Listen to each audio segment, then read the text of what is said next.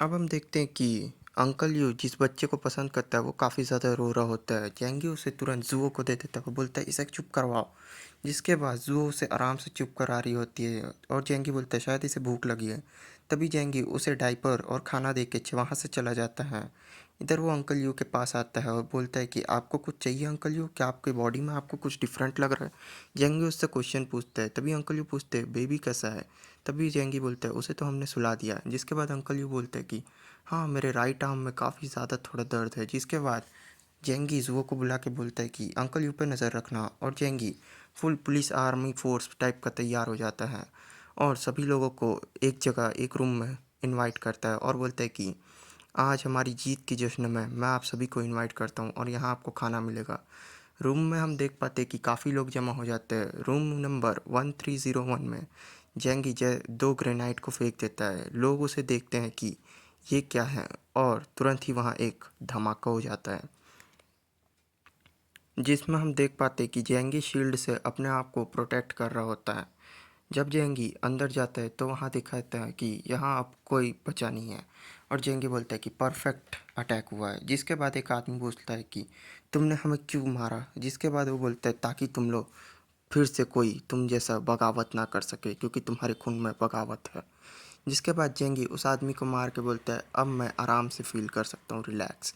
जिसके बाद उसे याद आता है कि शेंगहांग के बाद ये पहली बार है जो ये बिल्डिंग पूरी तरीके से शांत हो चुकी है। अब जेंगी को ली जियांग की परवाह होती है पर वो सोचता है कि ली जियांग को तो बाद में देख लूँगा, फिलहाल अभी घर वापस जाया जाए और अंकल यू के बारे में सोचा जाए। जेंगी अंकल यू को बताता है कि चाची जान अब इस दुनिया में नहीं रही और काफ़ी लोग मारे जा चुके हैं, हमारे बिल्डिंग के सभी लोग मर गए। जिसे सुन के अंकल यू बहुत ज़्यादा इमोशनल और रोने लगते हैं और हम देख पाते हैं कि अंकल यू के एक पॉइंट से ही पूरा बेंच टूट जाता है। जेंगी समझ जाता है कि अंकल यू के पास सुपर पावर्स है और जेंगी देखते हैं कि एक ही हल्के पॉइंट से अंकल यू ने वहाँ बहुत बड़ा गड्ढा बना दिया था। जिसके बाद जेंगी बोलता है कि आपने इतने हैवी मेटल को आराम से कैसे तोड़ दिया है। तभी अंकल यू बोलते हैं कि मुझे नहीं पता बेटा, बस मुझे बहुत ही गुस्सा आ रहा है। जिसके बाद जेंगी बोलता है कि आप आराम कीजिए, मैं अभी आता हूँ।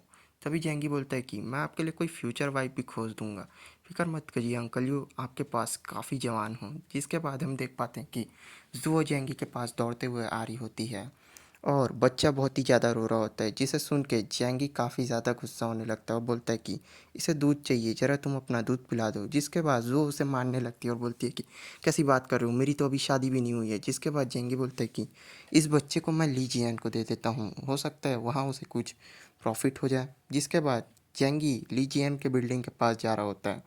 वहाँ के लोग काफ़ी ज़्यादा घबरा रहे होते हैं क्योंकि जानते हैं कि जेंगी ने कैसे लोगों को मारा है। तभी वो हवा में एक फायर करता है और ली जियांग बाहर आओ बोलता है। जिसके बाद ली जियांग बाहर आता है, बोलता है आई एम हियर जेंगी, क्या बात है। जिसके बाद जेंगी बोलता है कि फिक्र मत करो, मैं तुम्हें मारने नहीं आया हूँ।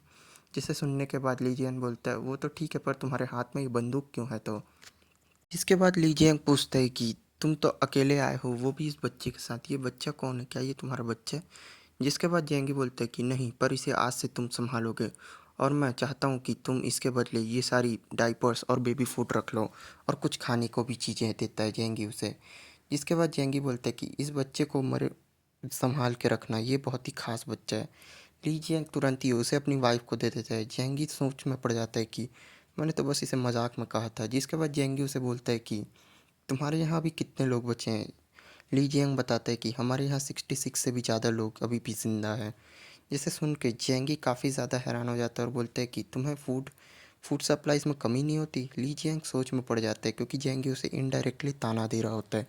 जिसके बाद ली जियांग बोलता है कि नहीं, हम लोग इक्वली बांट लेते हैं। जिसे सुन के जेंगी काफ़ी हैरान हो जाता है कि ऐसे एपोक्लिप्स में भी कोई कैसे एक दूसरे का साथ दे सकते हैं। ली जियांग बोलता है कि मैं एक हॉनेस्ट लीडर हूँ और मैं कभी भी अपनी टीम का साथ नहीं छोड़ूंगा, ना ही अपने परिवार का। जेंगी बोलता है कि ये सब तो ठीक है पर तुम्हें फूड्स के बारे में याद रखना होगा। जिसके बाद ली जियांग बोलता है कि हम इसे मैनेज कर लेंगे जेंगी, ये हमारी प्रॉब्लम है। मैं किसी भी आदमी को बेपरवाह नहीं मार सकता हूँ और साथ ही ना ही किसी को मरने दे सकता हूँ। जेंगी वहाँ से जाने लगता है क्योंकि उसका लेक्चर कुछ ज़्यादा ही बोरिंग हो रहा होता है। जेंगी सोच में पड़ जाता है कि साला ये ली जियांग तो बड़ा ही ईमानदार नहीं। जिसके बाद ली जियांग जेंगी से बोलता है कि क्या तुम कुछ फूड्स हमें और नहीं दे सकते। जिसके बाद जेंगी उसे सीड्स की कुछ बोरी टाइप के मतलब बांध के फेंक के दे देता है। जिसके बाद जेंगी बोलता है कि फेयरवेल, और जेंगी खूब सारे सीड्स उन्हें दे देता है। जिसके बाद वहाँ खड़े लोग देखते हैं कि ये तो फिर से सीड्स दे दिया, और जेंगी वहाँ से चिल्ला के बोलता है कि इसे उगाओ और खाओ।